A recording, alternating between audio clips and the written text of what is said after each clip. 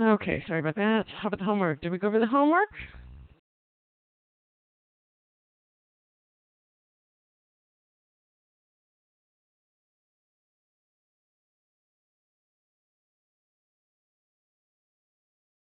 Tammy, your comment about, oh,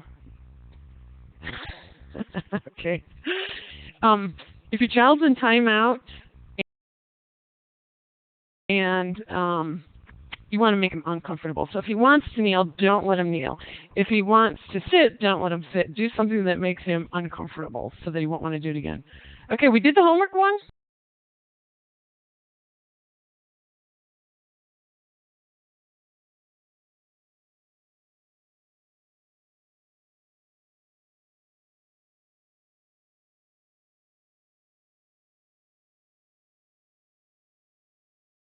I know we didn't do the allowance one. Let's go ahead and talk about the allowance for a minute. Some chores you do because you're an important part of this family. Involving children in chores actually makes them feel important, like he or she is needed and belongs to the family as an important part of the family. I give my kids extra chores to do to earn money, and I pay them well. But then I also expect them to buy some of their own stuff, or to pay for their own entertainment, or to pay the difference between acceptable clothing and name brand clothing. And that way they have some money to decide to either save or spend. And it gives them practice and an education in dealing with money. As opposed to number 3 here, just handing out money as requested. A lot of parents still do that. And that is just not real life. Money doesn't grow on trees. Nobody just hands me money. I have to work for it. And the same ought to be true for our kids. They need to be learning that they work and earn.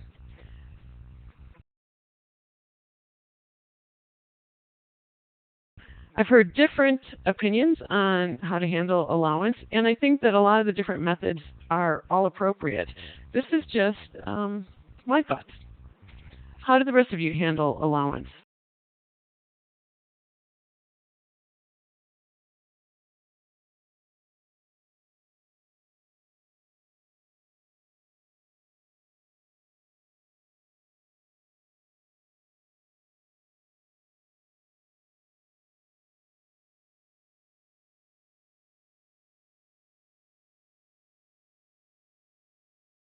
It's a good idea to be doing something with allowance, even if it's a really small amount.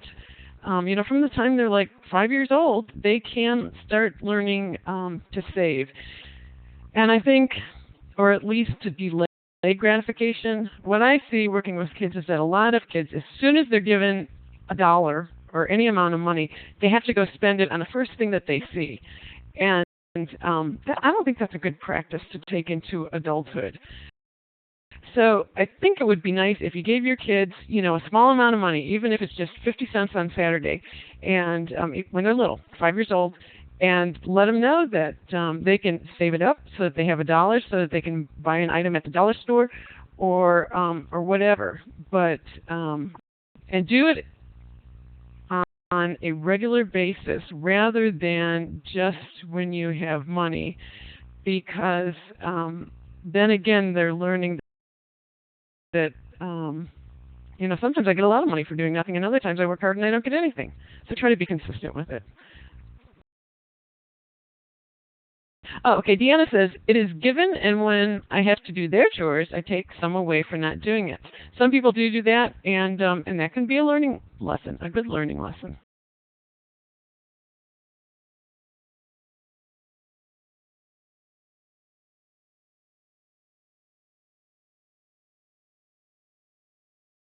Okay, Tina, that sounds good. This is an older child, what, 12 or so?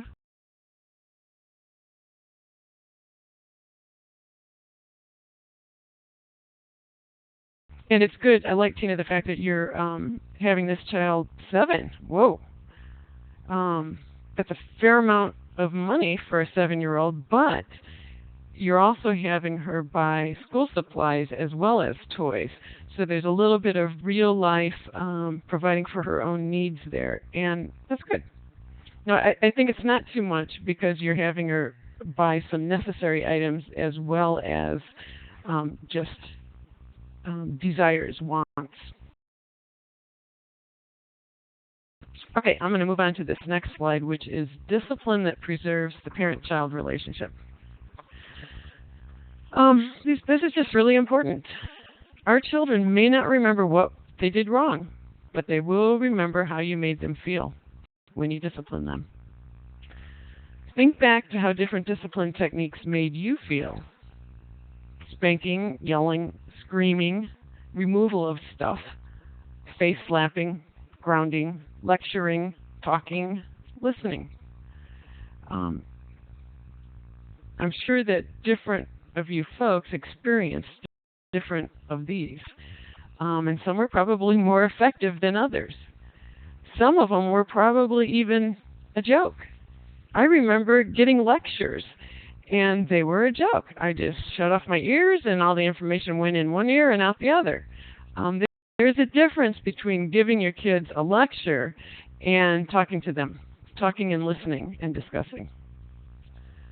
Now, some of these methods are going to tend to make kids hate their parents. Which ones are those? Did you experience any of those? And on the contrary, which of these methods encouraged you to change your behavior? These are thought-provoking questions.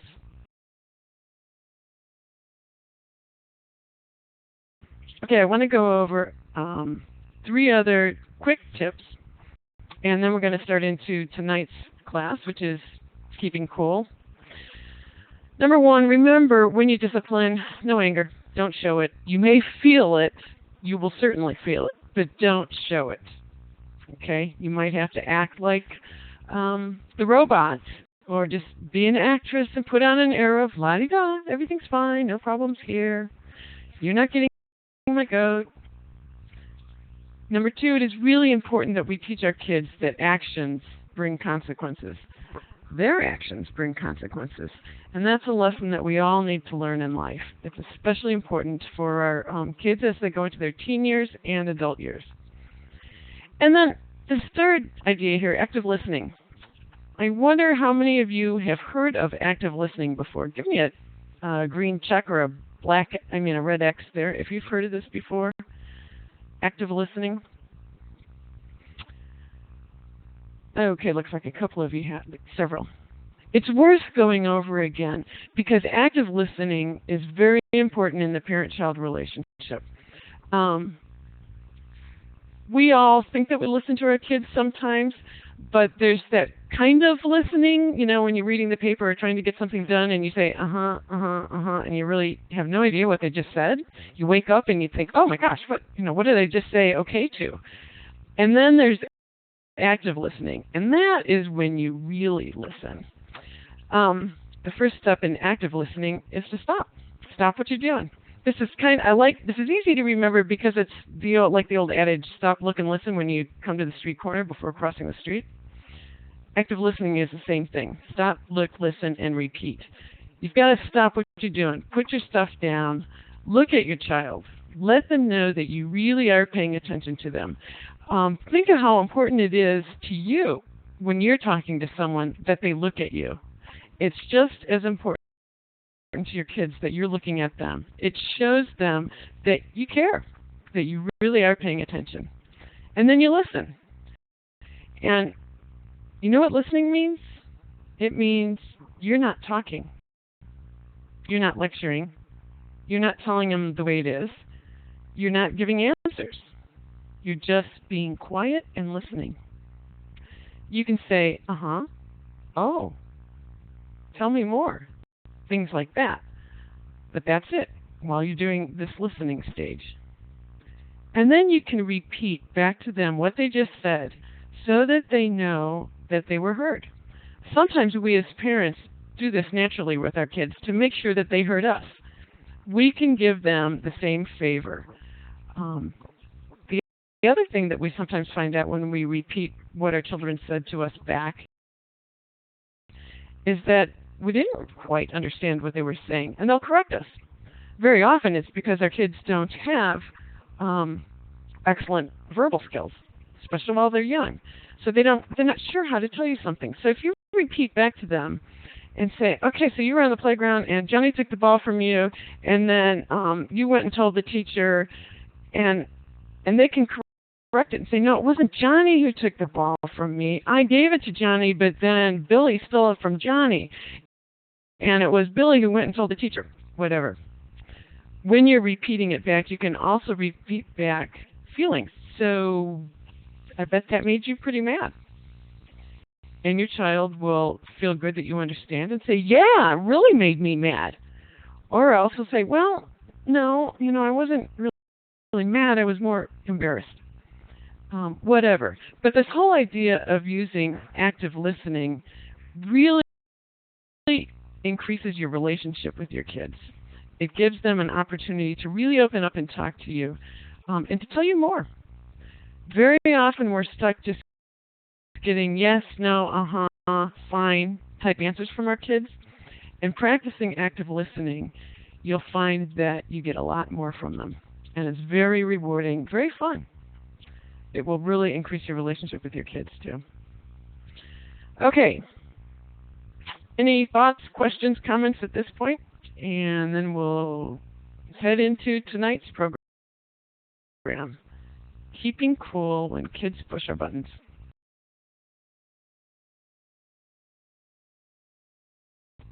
Do any of you have a microphone? Click on your green check mark if you do, please.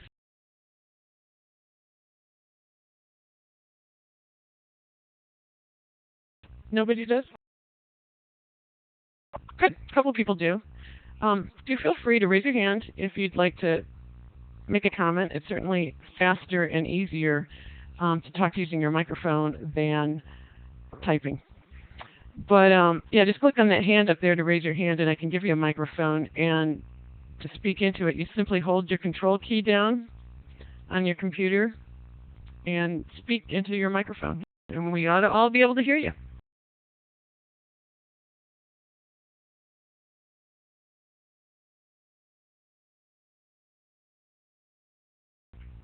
Okay. My next slide is very similar to one that we just went over from last week. How did you feel when you were disciplined or punished when you were a kid? Did you feel loved, hated, worthless, bad? Like you would never be in your parents' favor again? How did you feel towards your parents? Did you think they were mean, not fair, wrong? Or did you feel like they were right and they're loving? Remember that discipline is teaching. When you were disciplined, did you learn something that would help you in your future? Or did you just learn that you needed to be more careful at not getting caught? Think about the methods that your parents used with you. And think about which ones were effective and which ones weren't. And we need to come up with alternatives to the methods that weren't successful. Otherwise, we'll just end up doing what our parents did to us because it's the only thing we know. Children may not remember what they were disciplined for, but they will remember how you made them feel. They're going to remember when they are 6 months from now, a year from now, even when they're 25, they're going to remember how you made them feel.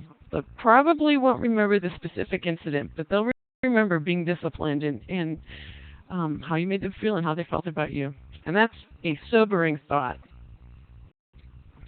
I am going to tell a story at this point, and it's not a very happy story because it's one of my failures in parenting, but I'm going to tell it anyway because I think it makes a good point, a good illustration.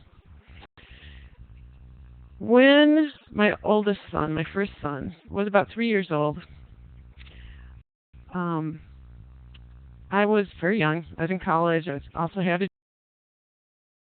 job, and I took him to a child care center every day. And he was 3, and of course, being 3, he dawdled. And I didn't plan appropriately and would end up screaming at him just about every day, "Hurry up, you're going to make me late for work again." And now I'm horribly ashamed that I did that. Because in reality, He didn't make me late. I made me late. He may have been dawdling, but I was the adult. I was the one who should have gotten him up 5 or 10 minutes earlier and made whatever changes I need to make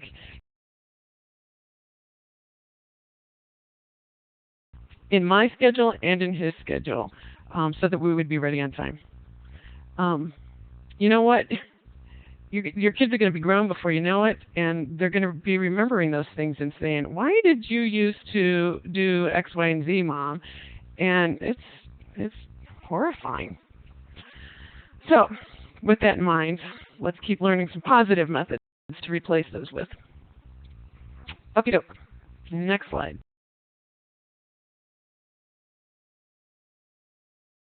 Since starting this series, are you feeling any calmer while disciplining? I'm hoping so. I'm hoping that you've tried some of these methods that we've talked about, like acting like a robot or an actor when your kids are getting you upset so that they don't know it. Have you moved to get your children to move? Remember how we talked about it takes action to get action? And if you get up and start moving towards your children, they're more likely to get up and start cleaning up or getting ready for bed or coming to the dinner table or whatever it is that you want them to do. These are things that you need to do to make your discipline more effective and to prevent yourself from getting angry. Have you acted the first time rather than waiting until you're mad? We fall into that trap of telling our kids to start cleaning up, coming back and telling them again a little louder, and then 5 minutes later we come back again and are yelling it, or we're giving them chances. Okay, that's number 1, that's number 2, that's number 3, and by that time you're really mad. Okay, that's something we want to stay away from. Anger will negate all the positive things that you've been doing to build your relationship with your kids. Children freeze when their parents yell. They don't hear what you're saying. They only feel the fear.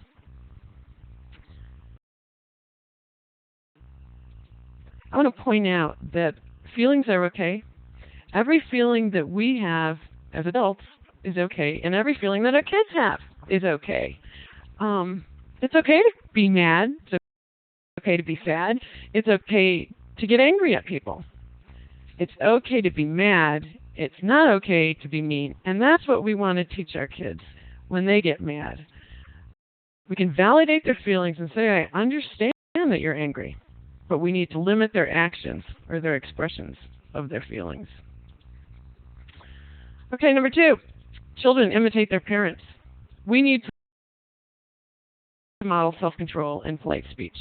We need to speak to our spouse and children as we would a neighbor. All right, now let's get down to the nitty-gritty of anger here. How do you react when angry?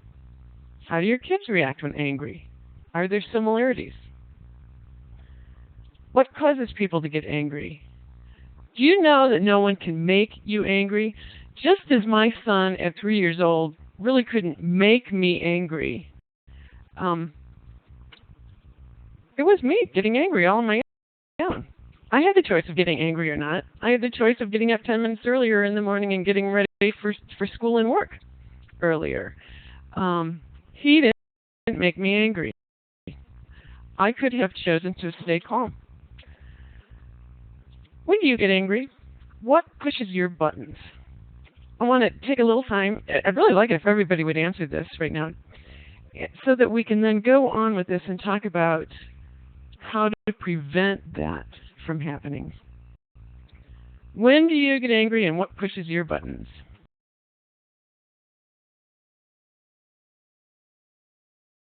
Anybody want a microphone?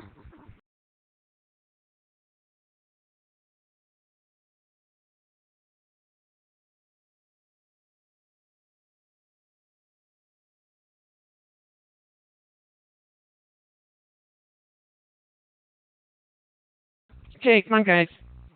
Oh, good. Somebody has their hand raised. Great. Okay, go ahead, Tammy.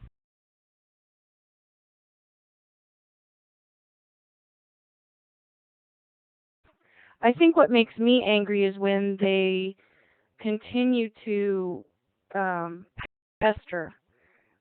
If they've asked to do something and I say no, please, no, please, and I think knowing what I've learned here, it has made a difference.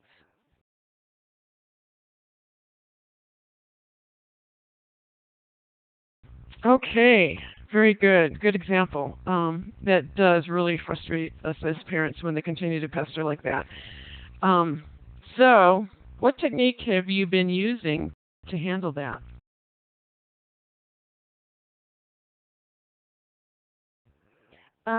Basically explaining that I've said no, and then after that, I totally ignore them. Okay, good. Ignoring.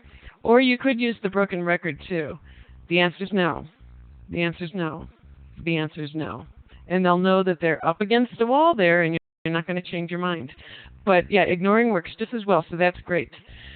Um, yeah, it's tough when they continue to pester you, and it does tend to send us flying. I can feel the steam coming out of my ears.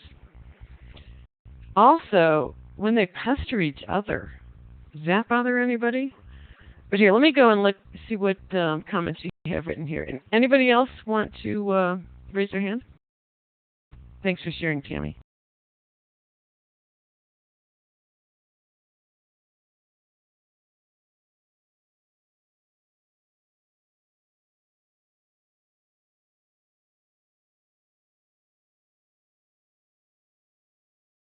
Okay, Tina says, my 7-year-old debates everything and talks about, I find it to be somewhat disrespectful.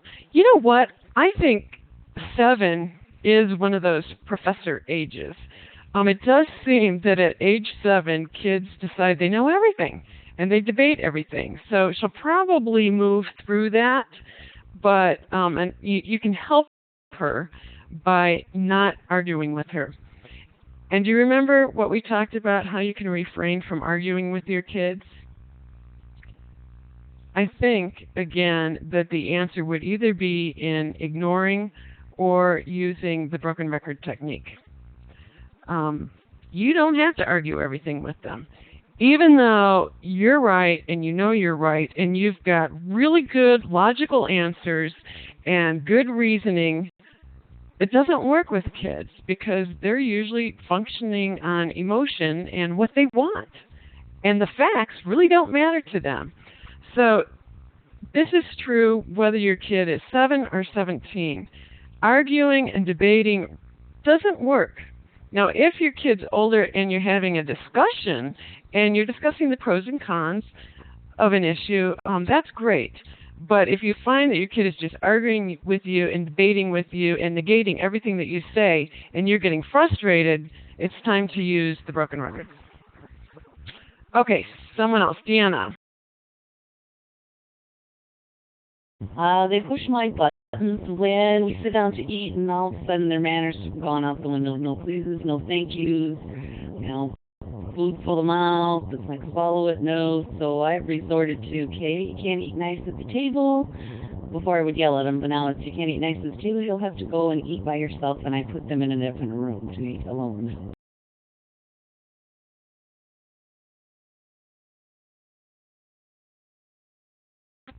Okay, very good. I think that's a good solution to that. Does anybody else deal with that? Kids losing their manners and getting silly at the table? And any other solutions to that?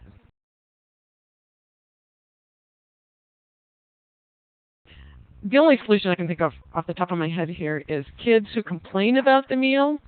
Some families say, if you complain about the meal, you get to do the dishes. I like that.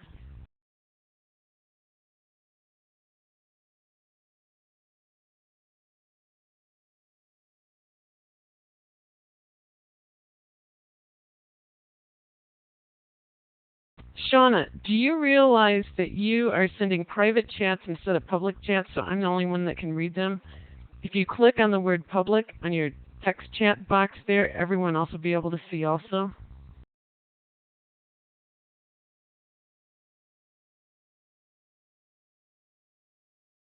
Okay, good comments. You guys are bringing up a lot of situations here.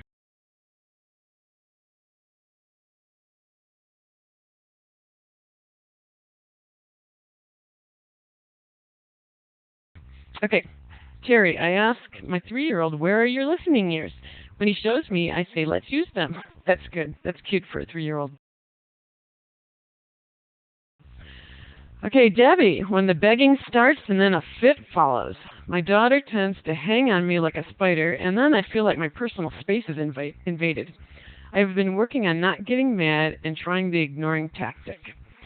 And if she's hanging on you, pleading and begging to get her way, and you've said no and used the broken record and the ignoring, it's okay to disengage yourself from her and go into a different room, or even, go to the bathroom, go to your bedroom.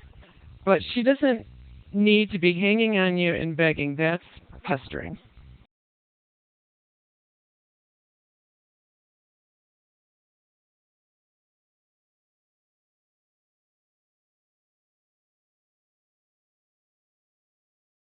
All right, Allison says, when my child yells at night and wakes up my baby.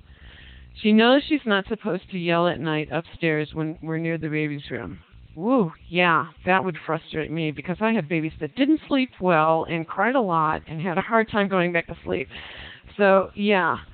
I wonder if you can make whispering into a game, the whispering game or the quiet game or something like that.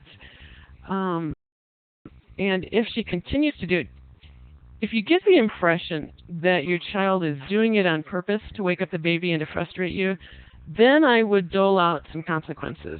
Like, you can stand in the corner for 5 minutes while I put the baby back to sleep or whatever. If she's doing it, if she knows she's not supposed to be doing it and she's doing it, give a consequence.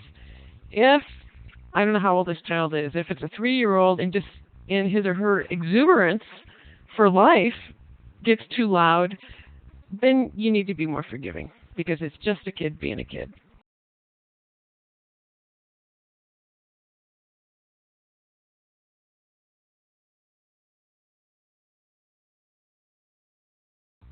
Okay, Chris says, I send them to their room until everyone is done eating. Okay, that's great. And then what, they get to come back in and eat dinner alone at the table after everybody's gone?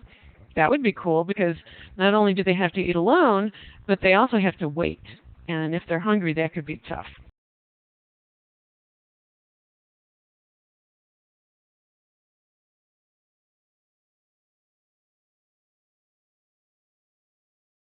All right, Allison says she's 2 and she's doing it on purpose and it's time for consequences. Okay, there you go. 2 is pretty young, but, I guess I would have to say that since she's 2 and this is a new baby and she's doing it on purpose, she's probably needing some extra attention, which I know is probably pretty hard when you've got 2 little ones. Maybe you have more too, I don't know. But do make an effort to give her some extra attention, some extra praise, some extra touch and hugs.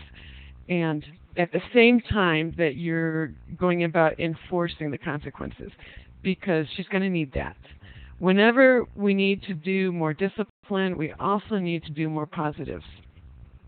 So remember to include those. Okay.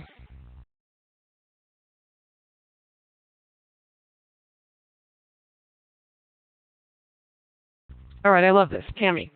The broken record had some funny, after the time had passed, results for me. I kept telling my son, get back in bed, Michael. Get back in bed, Michael. Calmly and lovingly. He got so frustrated that he shouted, we're going to have to get rid of this new rule. It's driving me crazy. I love it. That really is true with that broken record technique. It really does drive our kids crazy.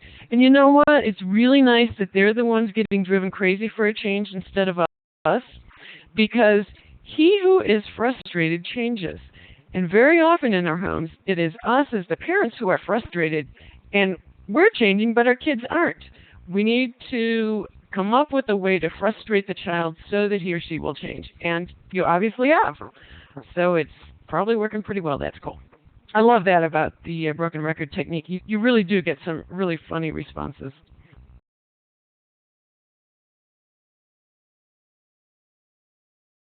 Okay. All right. So we all get angry. There's something that pushes all of our buttons. Hey, my next question is, how do you react when you're angry? Is it screaming? What? What do you do when you're angry? How can you tell you're angry?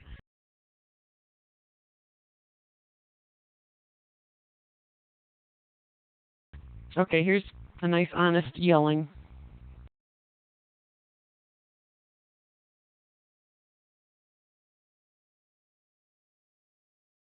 Okay, screaming and yelling. Yep. I have to admit, I did my share of screaming, I'm sorry to say. Okay, Tammy says she feels like a stroke is coming on if it's bad enough. Okay, yeah, like you get all hot and like you're going to explode. Terry starts singing what he is saying. Okay, cool.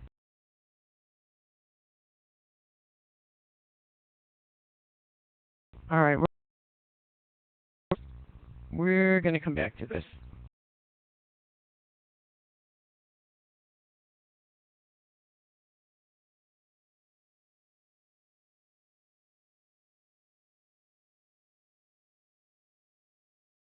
Okay, how to prevent and reduce your anger.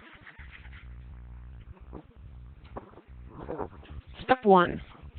I just have the steps listed here, and then we're going to go through each step in a little more specific discussion.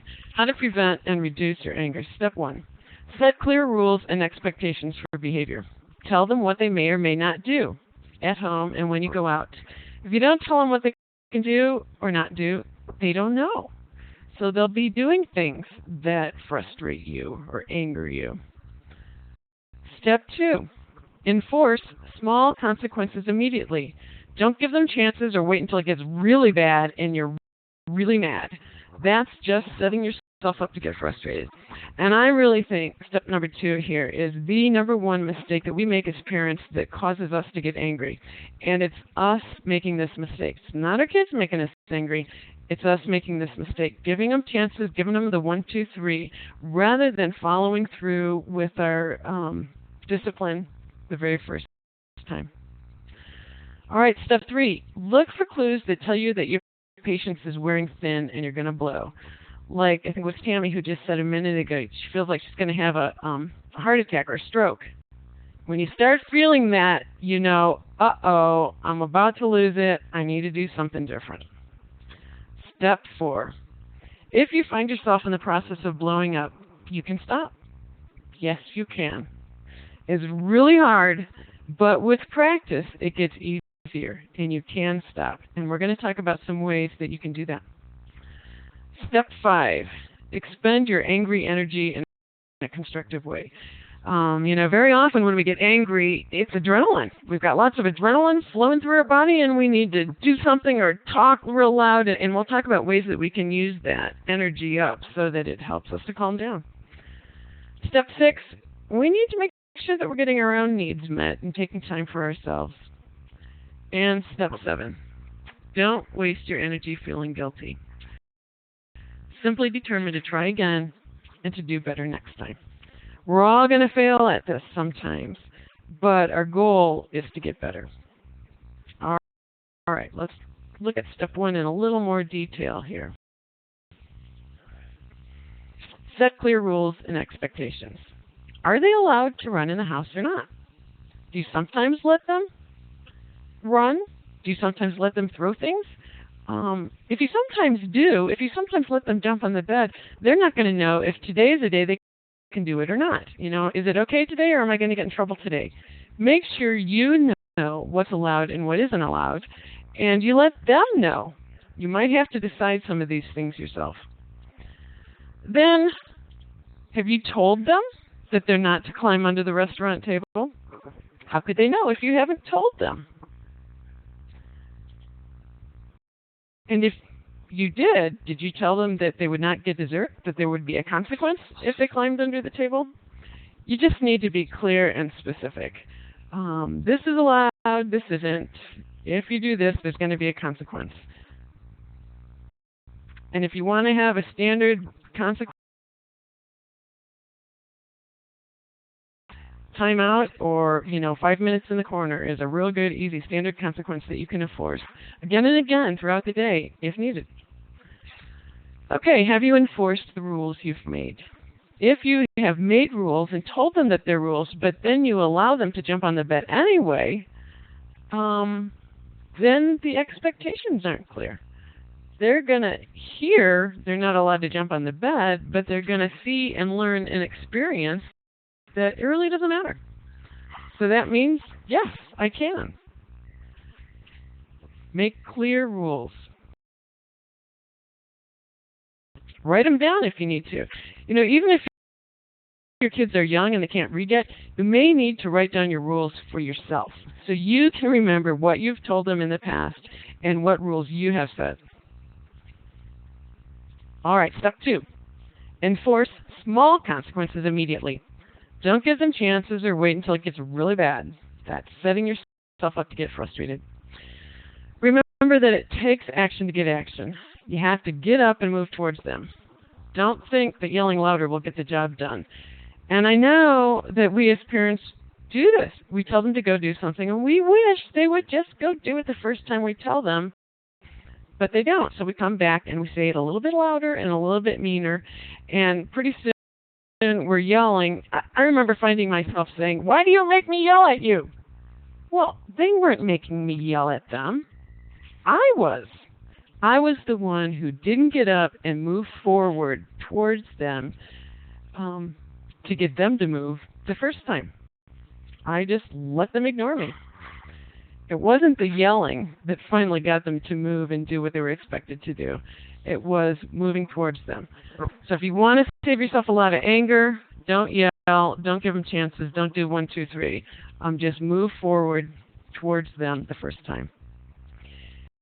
And remember that story about the difference between the consistent $2 speeding ticket compared with the occasional $75 speeding ticket?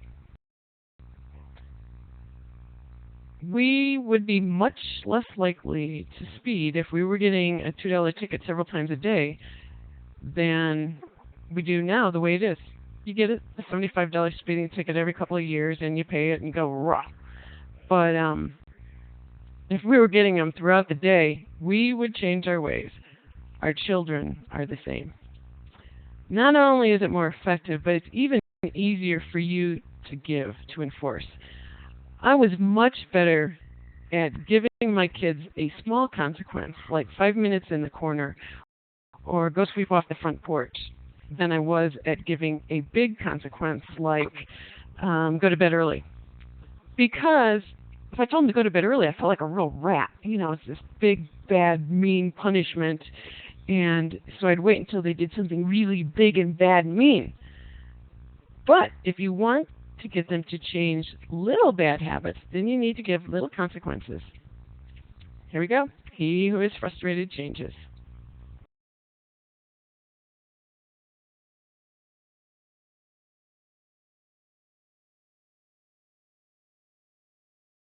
Oh gosh, I just noticed Terry's comment here. If I'm going to blow, I ask my wife to take over. That is really good. I'm going to comment on that on the next slide, I believe. You may have to make an agreement with your partner that if one of you is starting to lose it, the other one will take over. And it might even involve a secret cue to each other that, just a finger across the neck like, stop, you're about to lose it, I'll take over here, and agree beforehand that that's okay. I'll give it up when I start to lose it. We can help each other in that regard. When one of us is getting angry, we can just give that little cue that says, okay, why don't you go take a break and I'll do it. Okay, step 3, look for clues that tell you your patience is wearing thin and you're about to blow. The first step is noticing that you're getting angry, rather than waiting until you really are angry and you're blowing up. Can you tell when you're starting to get angry? What are your clues? I usually find that I'm breathing real shallowly, just small little breaths, almost not breathing at all. It's almost like holding my breath. Some people get a hot face. Some people just start thinking, okay, that's it, they're making me mad again. Feeling like you want to yell. What else? How can you tell when you're starting to get angry?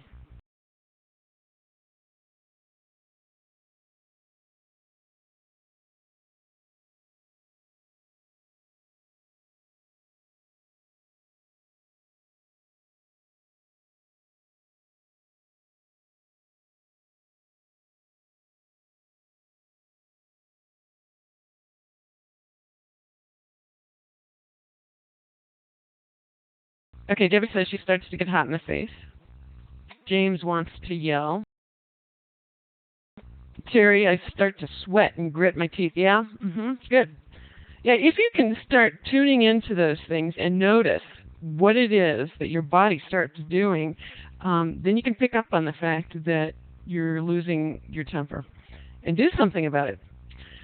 Tammy says it's more of a flash.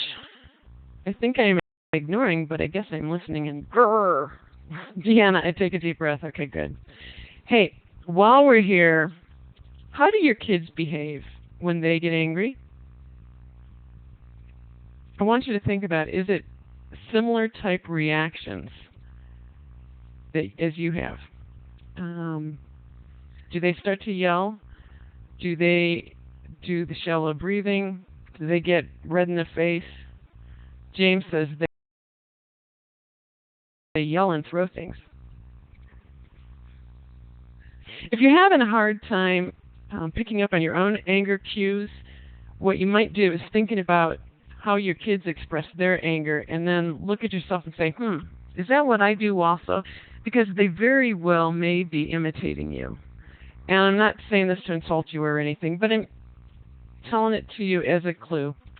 Because some of us don't really know. What are my clues that I'm getting angry? I mean, I know as soon as I am angry, when I'm good and angry, I can tell, but, how am I feeling? How is my body responding when I'm just getting angry? Can you tell when your kids are getting angry before they really blow?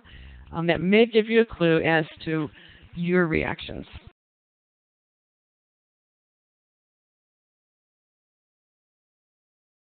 Okay, step 4. Oh, wait a minute. What can you do when you notice those indicators? All right, you notice that you're starting to get angry, and what can you do? You can take a deep breath. Somebody mentioned that. You can simply turn around for starters. That can be your first move, just turn around. That may give you the moment of pause that you need to refrain from yelling or whatever. Taking a deep breath can give you that moment that you need to refrain from yelling. Taking a deep breath also is really good for people like me who start breathing really shallowly. Your brain is actually getting oxygen deprived, so taking a deep breath helps you to think better and make a decision better. You can just choose one of these methods and say, okay, this is what I'm going to do whenever I notice myself starting to get angry. You can leave the room. Just leave the room. You can take your own time out. You can count to 10. You can do 10 jumping jacks. That's because of the adrenaline. Or you can have an agreement with your partner that they're going to give you a signal, which means you have to look at your partner. Is he giving me the signal? Am I losing it here? Okay, James says, what about going for a walk? Excellent. That's on my next slide. That's a good one. Or even just stepping outside. Sometimes just fresh air outside is enough to make you feel better. If you find yourself in the process of blowing up, you can stop. Better late than never. Okay, how? You can take a deep breath, turn around, leave the room, take your own time out, call a friend. We talked about these. Count to 10, do jumping jacks, go for a jog, step outside. What else works for you all? A hot bath, reading a book.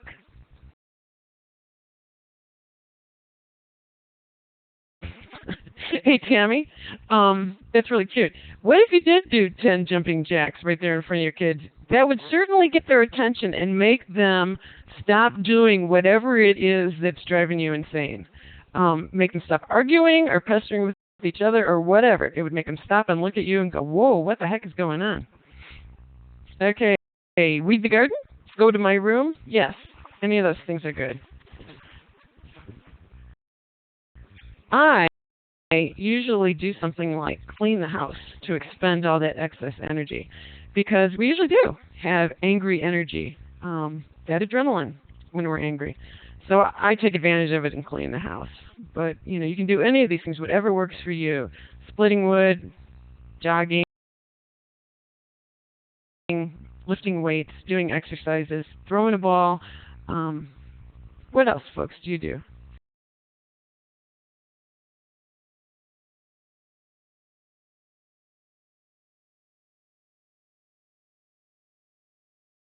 Okay. Arvin says, I shut down and come back to it later when things have calmed down. Absolutely. We can do a much better job of handling situations when we're calm. Remember, in one of our previous sessions, I talked about you can always fall back on saying, okay, that's unacceptable. There's going to be consequences, and I'll tell you what they are later. You don't always have to say what it's going to be. You can think about it later and let them know later when you're calm.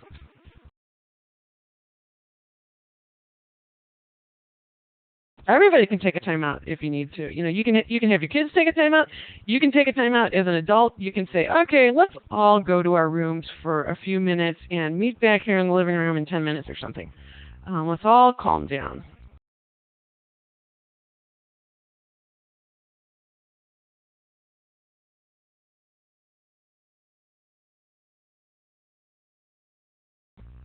Step 6. Get your own needs met. Take time for yourself. Now, I wrote this knowing that some of you are going to say, whatever, sure, how can I possibly take time for myself? I have so much to do, and my kids are always there. I do know that this is an almost impossible task, and yet it's not quite impossible. I know when my kids were little, I felt like I had no time for myself at all, and find any time. And I realize now, in looking back, that I could have found time. I could have made it work one way or another. It would have been very difficult to make it work, but I could have. It's pretty much a matter of setting priorities. What can we do? Well, we can trade babysitting with another mom, meet another mom at the park or at McDonald's. Find a 12-year-old or a 13-year-old in your neighborhood who can babysit. Maybe you don't feel comfortable leaving your kids with a 12-year-old or a 13-year-old, but maybe they can come over and play with your children while you're home, but you will at least be in another room getting to take a bath or paint your toenails or read a book uninterrupted. That may work. You have to try it. What else can you do? And my next list here is what relaxes and rejuvenates you. Hot bath, doing crafts, talking to a friend, journaling or emailing, walking, reading. What helps you? I've got to make a comment on this journaling and emailing thing, because I've worked with several parents who have a tendency to overreact. When things go wrong, they get upset and they overreact, usually verbally, and make the situation worse. So what I have encouraged them to do is to stop, not act, take some time out, think about it. If they need to, call me or call a friend or email me or a friend and write down all their frustrations and anger and get it all out, and then later address it with the kid. This is really important. I've seen this work not only with parents' interactions with their kids, but also adults' interactions with their employers, with their partners. Very often our first response is not a good one.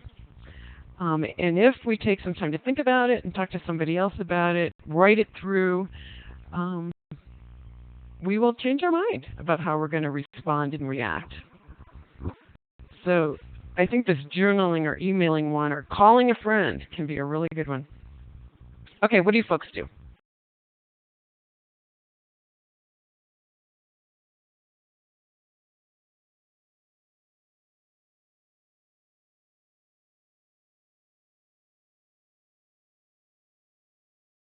Okay, Tammy, good. She practices self-talk and tells herself how much she's enjoying this 10 or 15 minutes alone. That's good. It really is to recognize that, hey, this really is a nice 10 or 15 minutes, and I am enjoying it. Oh, Terry's a stay-at-home father and goes to school at night. Now that's a busy schedule.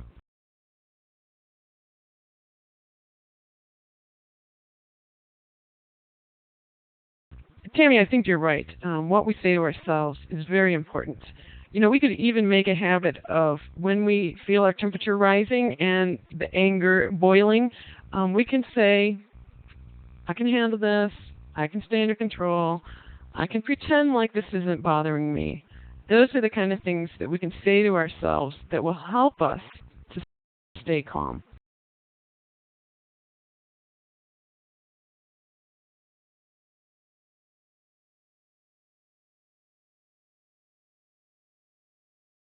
Okay, cool. All right, so Debbie says that she gets a few hours off on Saturday or Sunday. That's great. If you've got a partner who will help you out, that is really, really important. And hey, I want you to know that taking time out for yourself is not stingy or selfish. It is a necessity. And any time that you take out for yourself is actually time that you're giving your kids. Because when you get refreshed, you're able to come back a rejuvenated parent and do a better job. So, you know, if it's just a matter of guilt keeping you from ever taking time out for yourself, don't let it. Know that anything good that you do for you, you're also doing good for your kids.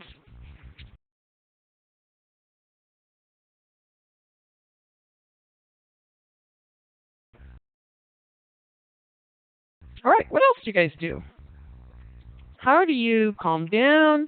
How do you get your own needs met? How do you find time for yourself? Are there any of you out there thinking, this is impossible? I can't believe she's telling us to find time for ourselves.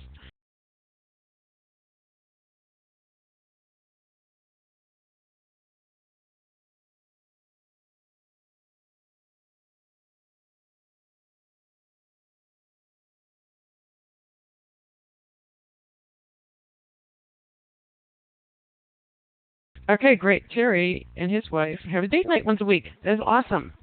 Very good idea.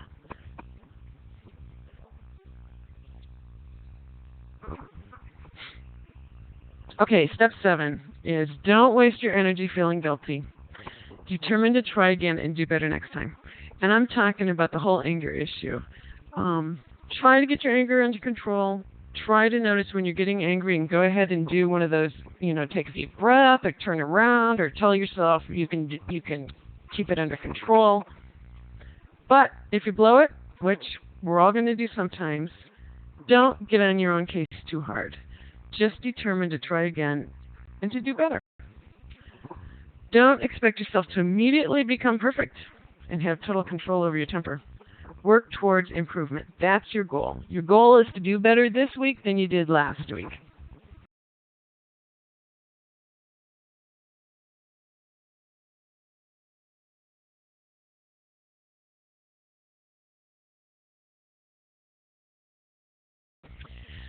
Okay, I've got a couple slides here on our children's anger and what we can do to help prevent them from getting angry and how to deal with their anger, help them to diffuse it.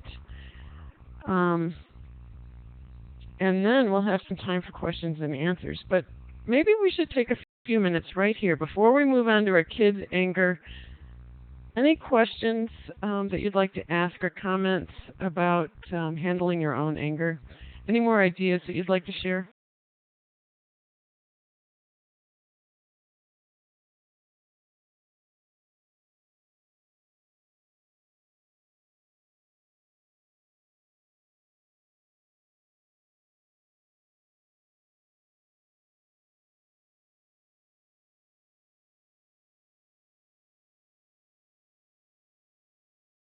Okay, Tammy, I was in the same situation that you are for many years. I was homeschooling my kids, and my husband owned his own business. So I was home with my kids 24/7. And that can be really tough. And I also had a real problem with feeling guilty about leaving my kids with anybody else. And I think I would have been better off if I had gone ahead and found a babysitter every once in a while, and it wouldn't have hurt the kids, even if it wasn't the best babysitter in the world. An evening or an afternoon here and there, it wouldn't have been the end of the world. It would have been good for me. It would have refreshed me, and I think I could have done a better job. It is a blessing to be able to be home with your kids, but it is also very demanding, very trying. It takes a lot out of you emotionally, and you need that time to regroup.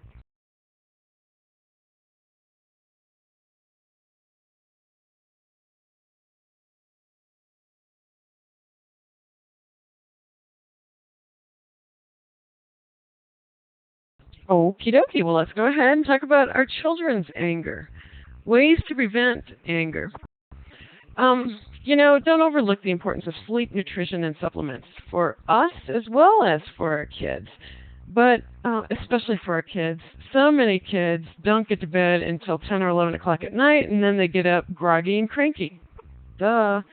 Remember, our kids need 10 to 12 hours of sleep a night. Up until like junior high age, they need a lot of sleep. They'll be in a much better mood if they get their sleep.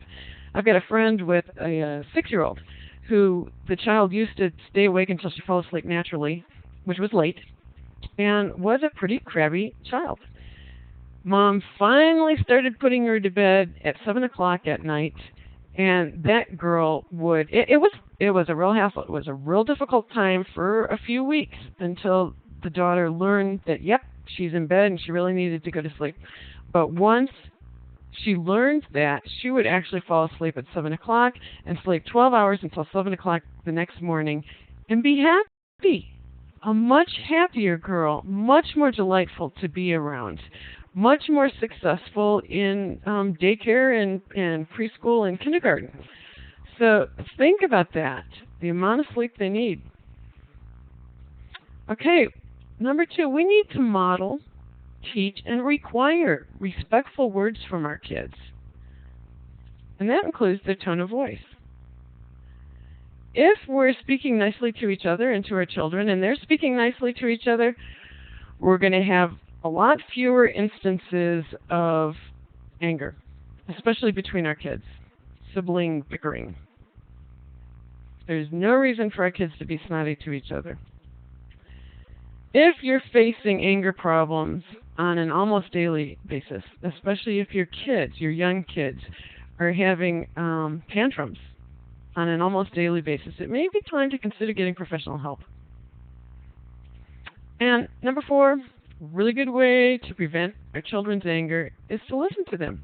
If we practice being a good listener, they will be more likely to talk to us and tell us what we need to know and want to know, and they'll also be more likely to listen to us when we want them to change their behavior.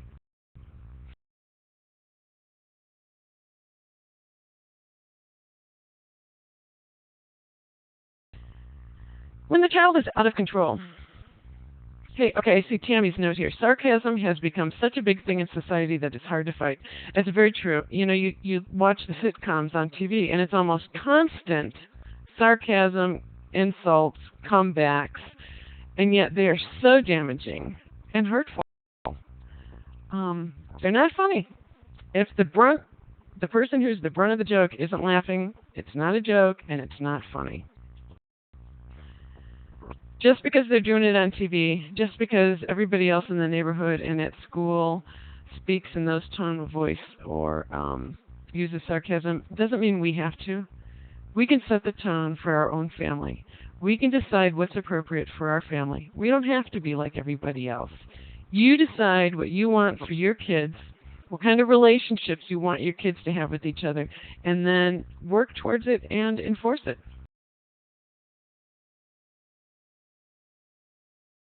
I hear a lot of sarcasm from parents towards their children. And I really think that is very hurtful. If you think about times that people have been sarcastic with you, how does it make you feel? Is it funny? Or does it hurt? Do you feel like they really mean what they're saying? Usually they do.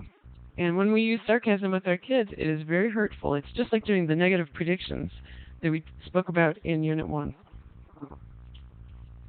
All right, when the child is out of control. We've talked about this somewhat already in previous sessions, but I'm going to go through it one more time just because it really fits in here in our discussion on anger. Basically, if your kid is out of control, you're looking at a tantrum, no matter what the age. Typically, it's 2- and 3-year-olds throwing temper tantrums, but they can still do it at 10 and 15. You need to remain calm and quiet. Ignore as much as possible.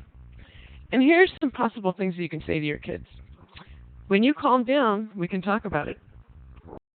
Or, why don't you go into your room until you calm down, and then we can talk about it. I'd like to be with you, but not when you're not talking nice to me. So I'm going to go in the other room until you gain some self-control, and then we can finish this. I use this method with the kids that I work with a lot in school or in the community. If they're getting snotty with me, I let them know that I like them and I like being with them, but I don't like the way they're talking to me, and I'm going to choose to not listen to it. So I'm going to go do something else. I have at times left. If I'm working with a kid at school and he's being difficult and rude, I'll just leave and let him know, I think I don't want to work with you today because you're not being very nice, but I'll come back tomorrow and we can try it again. And the kids that I work with enjoy me working with them because I'm usually pretty fun and I get them out of schoolwork or I help them. And it's fun. I'm a reinforcer, a reward. So if I leave or tell them I'm not going to play with them out in the playground, it hurts them. They feel that and don't like it. And it's very effective. I've only had to leave kids once or twice when they decide that, okay, I'm going to be nicer to her. Now, that's harder for you to do at home, but you can do it. You can leave the room. You can quit playing with them. You can remove the reinforcement that they have, the toys that they're playing with, the activity that they're doing. You can cut that short to encourage them to change their behavior. A few more statements. I love you, but your screaming is hurting my ears. So I'm choosing to go into a different room until you quiet down. You need to go to your bedroom or the timeout chair, and you may come out when you're done yelling. If you choose to throw toys and they break or you make a mess, you'll have to clean it up later, and I won't replace broken toys. And don't replace them. I don't know how many parents I've talked to who have actually replaced toys that their kids have broken. That's ridiculous. They should go ahead and get down to nothing if they're breaking up toys by stomping on them or throwing them. In this instance, you may not want to tell them right then and there that you're going to have them clean it up later. You may wait until they're calmed down, and then you'll say, okay, now you need to go back and clean up that mess, the mess that you told them to clean up in the first place. But if you say that when they're throwing their fit, it may make the fit worse. But if you tell them later, after they've calmed down, it's important to follow through on what you have said you're going to do. If you told them they needed to clean up their toys, they need to clean up their toys. Okay, comments and questions.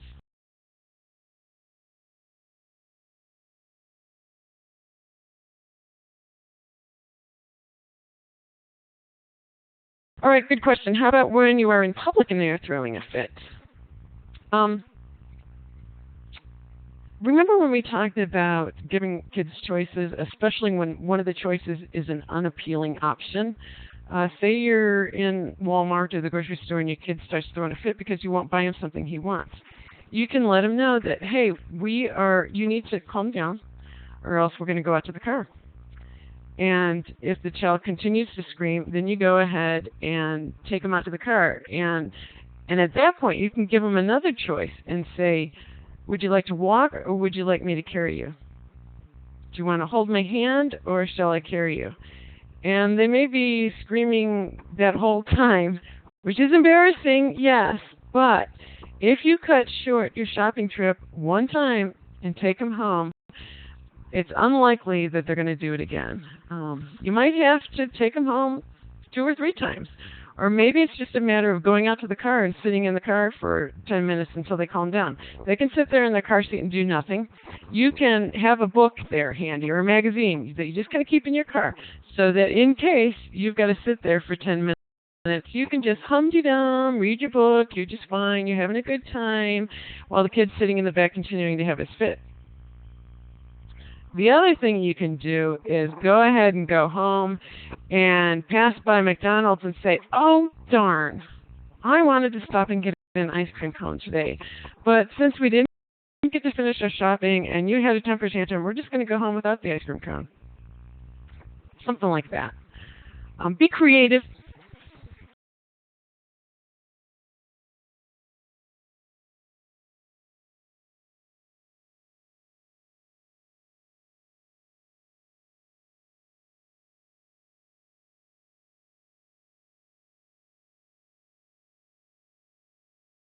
Tammy, what is it? Oh, your sister-in-law.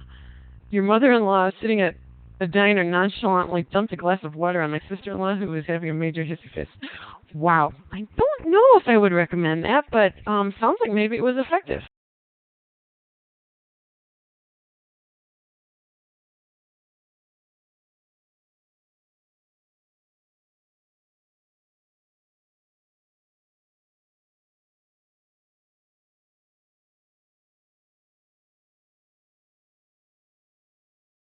Okay, Tina. I know that a lot of kids threaten to run away or go be a hobo or leave home because they're not getting their way and they're mad. And some parents react with, fine, let's just see how far you get. But I really like your approach of love. I don't want you to go. I love you too much. I would worry about you. I think we need to be honest with our kids and let them know that we don't want them to go. We really wouldn't let them go out there because we do love them. I think it's pretty insulting and scary to a kid if the parent says, fine, go ahead. What message does that give the child? They don't care. They don't love me. They wouldn't miss me. They're not going to take care of me.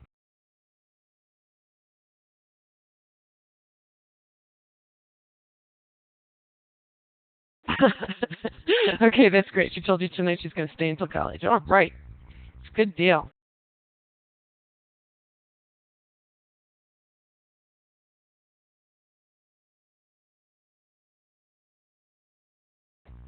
Okay. Ways to help your child diffuse anger. This is pretty similar to what we talked about as adults. How can we diffuse our anger? Real similar. Number 1, physical activity. There's your adrenaline again. Let your kids work off that excess energy, and hopefully they can do it in a constructive way. Go running, run around the house, jog around the block, do some jumping jacks, lift weights. Maybe yell at the mountains if you're living out in the middle of nowhere like we do in Idaho. Give him a crayon and let him color his feelings. Possibly let your child throw darts, a ball, rocks into the river. This depends on the age of your child and their self-control. Some kids, there's no way you would give them darts to throw. Other kids could safely and calmly throw darts at their dartboard in their room to let out that energy and that anger, and it would be successful. Other kids not. Now I'm going to give you a caution here, and that is that some people will suggest that you do things with your kids like let them punch a pillow or scream into the pillow or smash styrofoam egg cartons. That may help them release that excess angry energy, but It's not constructive. What it does is it teaches the child to use physical aggression to release his emotions. We want him to do something physical, but something that's physical and constructive, not physical and aggressive. Do you see the difference? Punching a pillow is too much like punching somebody. Instead, why don't we lift weights or do push-ups? And this is a caution here. Use your judgment. You're the parent. But think what will be best for your kid. All right, number 2. Help your child to calm down. What helps your child calm down? We talked about taking a hot bath or calling a friend or writing. Will any of those things work for your kid? Maybe your child would like to go for a walk with the dog or climb a tree. Does he have a favorite spot to sit? A hot bath. You can read a story to him. You can play calming music, hold him or cuddle him. Maybe your child would like to write or color to express their feelings. Number 4, sometimes it helps if we just give our kids some space. Leave them alone for a while. For me, that's important. When I'm angry and I'm trying to get myself under control, I really don't want somebody talking to me and asking me questions. I would just like a little space. And sometimes that's what our kids need. Now, if your child is young and doesn't have a lot of verbal skills, you can make a chart of facial expressions that he can point to and say, this is how I'm feeling.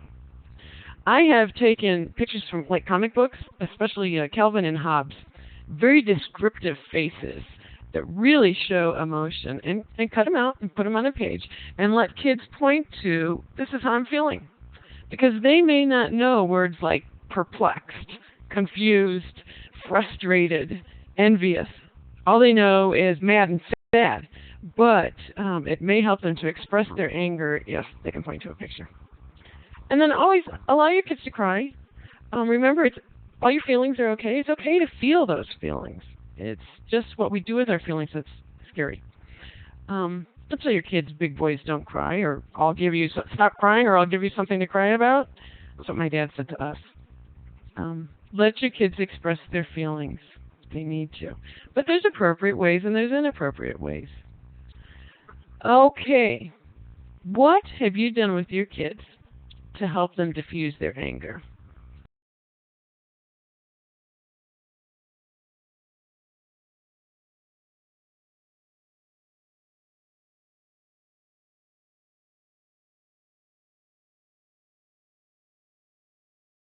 All right, good. Tammy says instant messages. Yes, they do. Those emoticons, they are great pictures.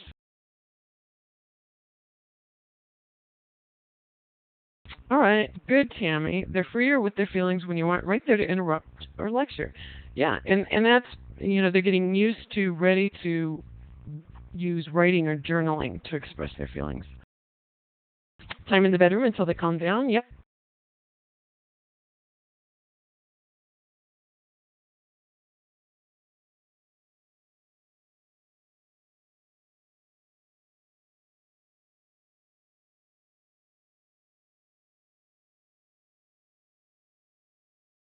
Anything else? How do your kids calm down? Do they know ways to calm themselves down? Run a lap around the house. Yep, good one.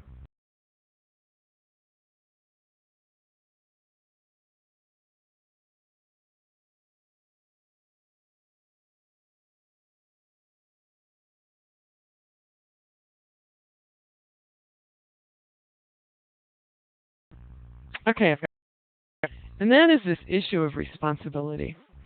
We all want our kids to become responsible and to learn to take responsibility for their words and their actions, especially instead of blaming others. When I work in the schools, I see this blaming business very prevalent. A lot of kids do that continuously. Nothing is ever their fault.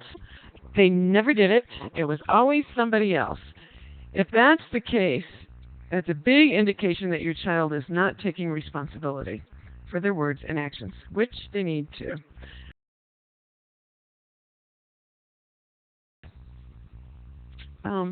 Is a child who is not taking responsibility.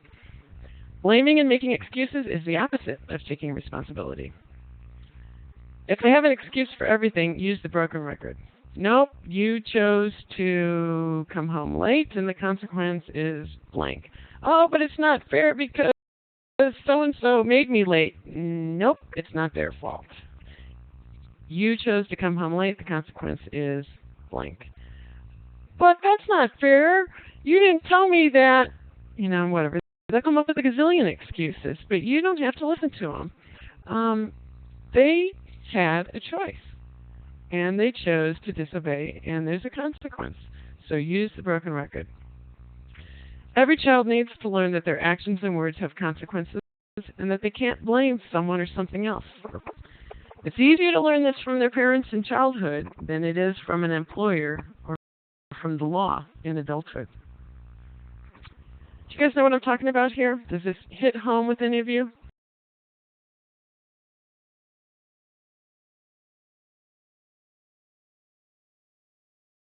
These kids are usually really good arguers. They'll give you all the excuses and they'll argue it. And you've got to just not go there. You can let them know, I'm not going to argue with you. You did it. Here's the consequence.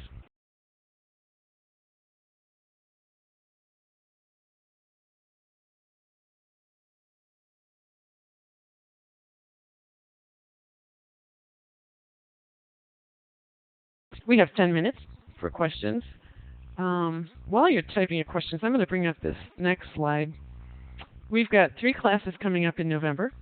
They are going to be on Thursdays, same time, but on Thursday evenings. The first one, November 4th, is going to be preparation for the teen years. And this class is perfect for parents of 10 to 13-year-olds, kids that are approaching adolescence. On November 11th, we're going to do step parenting and blended families, and Dawn's going to teach this class. And on November 18th, we're going to have a question and answer session. And there's going to be no prepared lesson. It's just going to be an hour and a half for your questions and answers. You'll have the opportunity to email us with your questions beforehand, and it would probably be really helpful if you gave a lot of specific information about your family along with your email question so that we can answer it in more detail.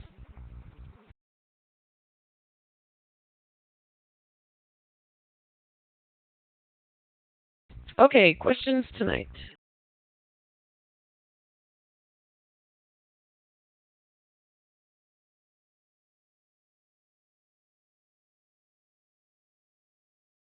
Okay, Chris, my son blames us for not being able to take driver's ed. We told him he had to get C's or better in school, and he hasn't. Okay, so that's really good. It was like, it's your choice. It's your behavior that brought these consequences. Yes, Irving, you are absolutely right. They follow our example. We need to take responsibility for our own behavior and actions and admit when we made a mistake.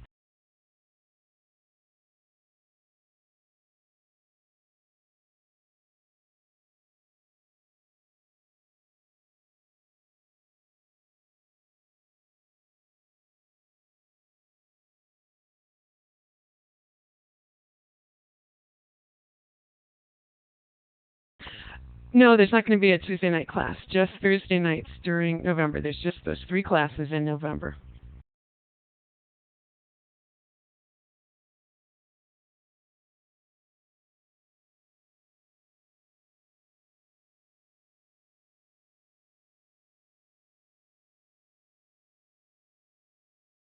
Hope that works for everybody.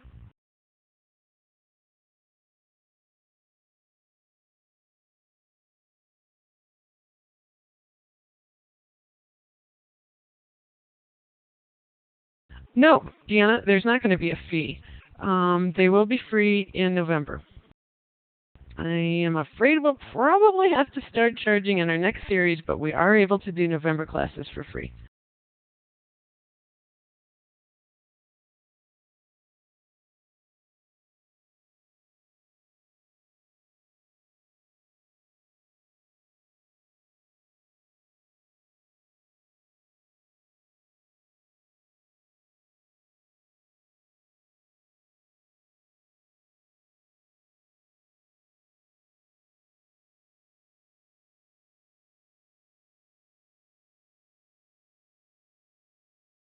Okay, any other questions or comments about our any of the classes that we've had so far?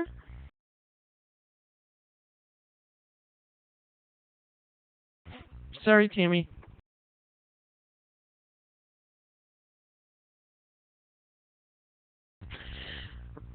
Okay, we have homework. I want you to think about your clues that you're getting angry and write them down. Do some serious thinking about yourself. And then also decide how are you going to handle it the next time you get angry. Which one of these methods are you going to try? And you might have to try a couple different ones, and I'm sure you'll have to try a few times. It's not going to work perfectly the first time. But remember, we're not looking for perfection. We're looking for improvement. Allison, 2 years old is not too young to start disciplining. 2 years old is just the right age. Okay, good, Tammy. I'm glad.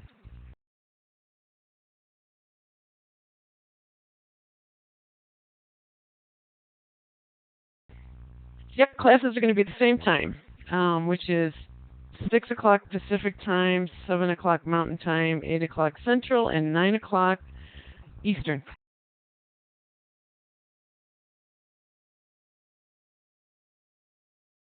Yes, Tina, with the broken record technique, you are really just basically restating the action and the consequence. Or your decision. Your decision might be curfew's at 10. Curfew's at 10. Or you may go to your friends as soon as you finish the dishes. Oh, but I need to go right now because blah-de-da-de-da-de-da. No, you may go to your friends as soon as you finish the dishes. Well, I'll do the dishes when I come home. You may go to your friends as soon as you finish the dishes.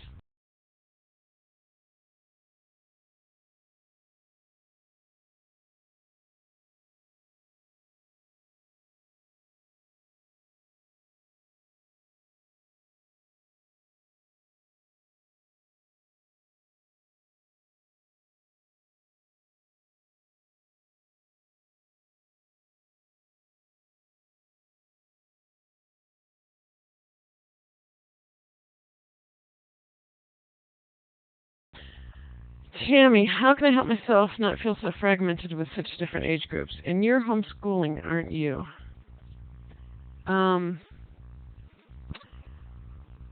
Part of the answer, I think, is encouraging your kids to be friends with each other, regardless of their ages, and to do things together. With my kids being different ages, it really helped if we got together with other families to do activities. So there was a greater possibility that there would be kids in each of the different age groups that my kids could join in with and be active with. As opposed to one kid having one friend over and the other kid having to tag along, or both kids having one friend over, and they get used to that, playing with peers from different age groups. And even in your homeschooling, if you can try to teach using the what do they call it, the unit approach, where you're discussing, wars, for example, and you would have different amounts of work and expectation for each of the kids on each issue. If you're studying about a country,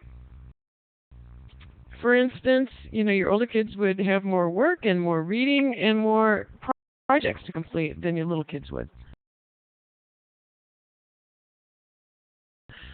All I know, Tammy, is it's a whole lot of work, and keep up the good work. It is rewarding, and there is a light at the end of the tunnel, and there's a big reward at the end. It is fragmented, it is a ton of work, but it is well worth it. So keep at it, and do find some time for yourself. Okay, cool, Chris. Chris's husband sat in her 13-year-old's room while she cleaned this weekend. She couldn't figure out what was up. I love that. When you use a new approach and they can't figure out what's up, and it works like a charm, usually. Good.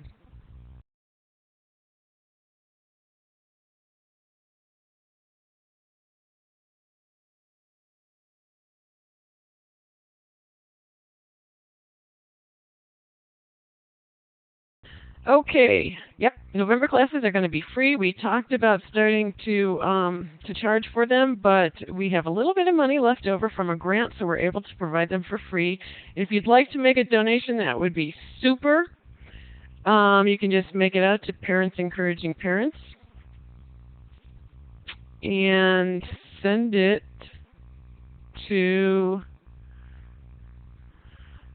I'm going to type it in.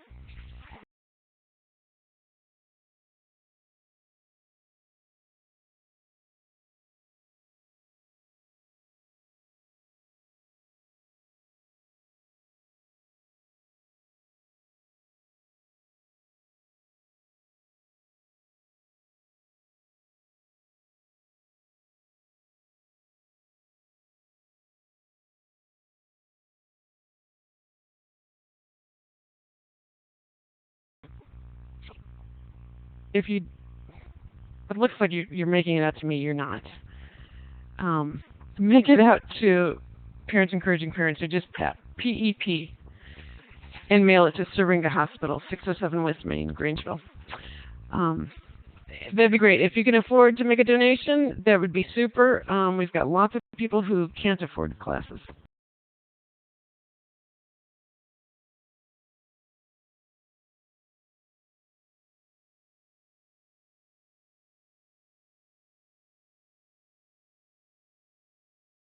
Okay, Terry, you're making me laugh.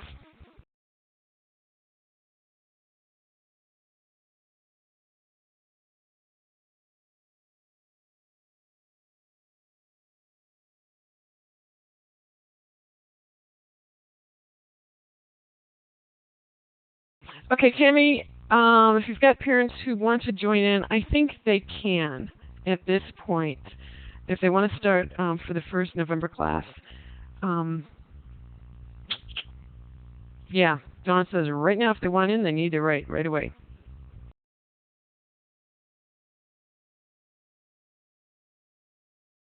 And then we probably won't have any classes in December, but we'll start up again in January, and we'll probably start with start the series all over again with the 4 classes for Raising Happy Children. And if there's enough interest, we do have 4 classes for Raising Happy Teens also.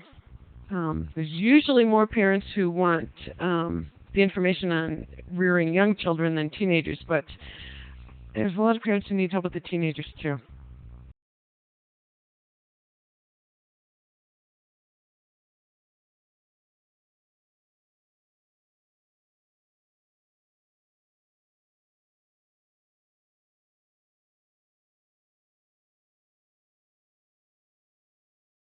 Hey, you know what? Teens are great.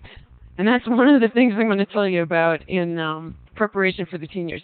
That is really a good class, preparation for the teen years, because I know one of the biggest problems parents have with teenagers is that they fear it. They think it's going to be terrible, and they set this expectation that things are going to be really tough instead of having the expectation that it's going to be great. You know, I love my kids. They're a lot of fun. They get to be more and more fun the older they get.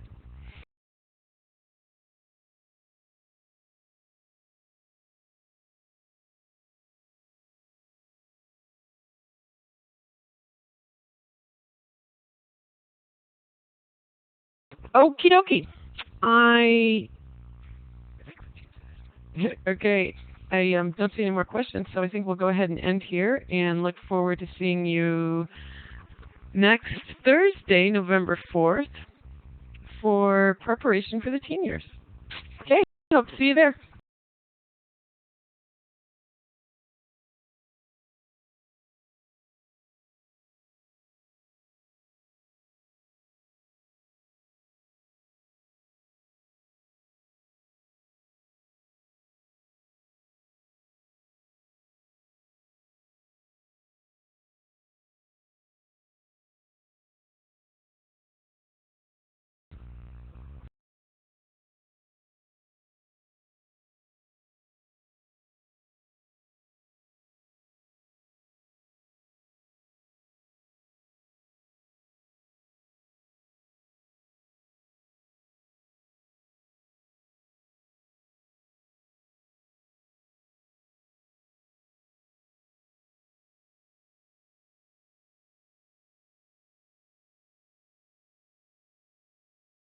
Hey, I forgot to mention that all of you are automatically registered for the November classes. So John will be sending you information, and you're welcome to join us.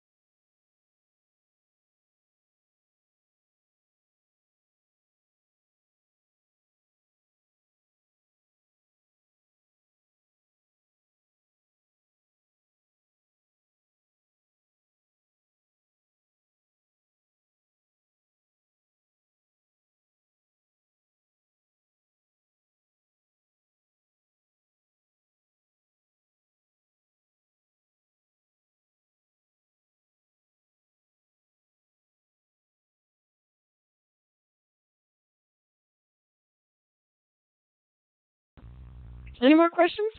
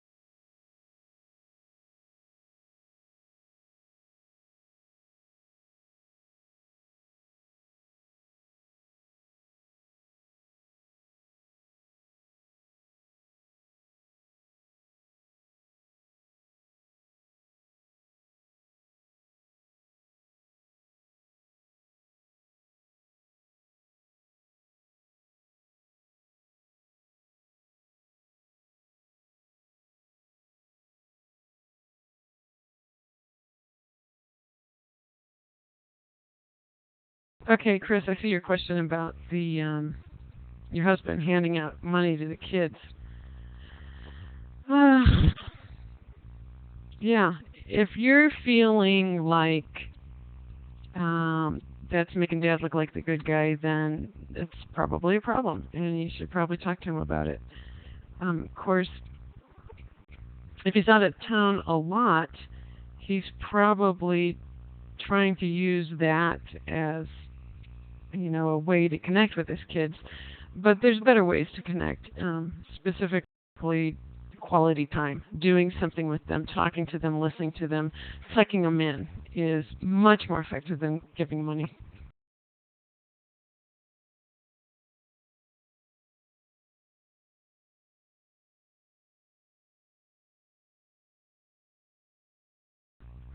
Yeah, maybe Dad ought to put the change that he has left over in a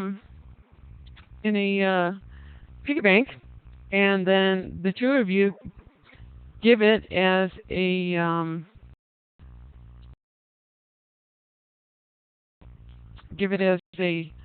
allowance once a week. Just a small amount, doesn't have to be much.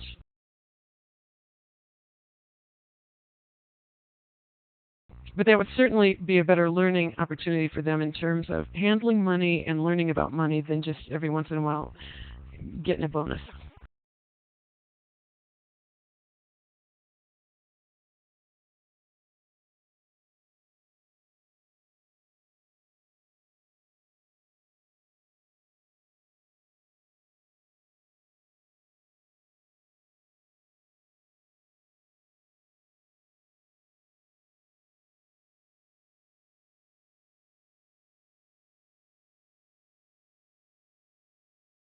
And if he wants to feel like the good guy, you can kind of let the kids know that, hey, this is Dad's per diem money that he has left over. We're just going to give it to you on a regular basis.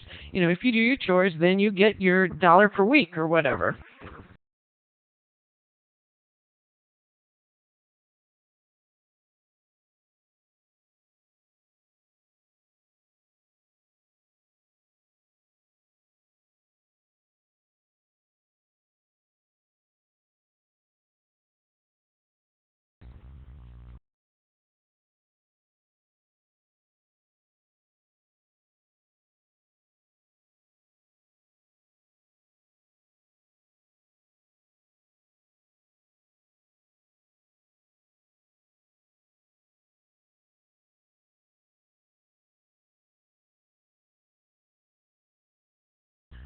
Okay, good night, everybody. See you next week.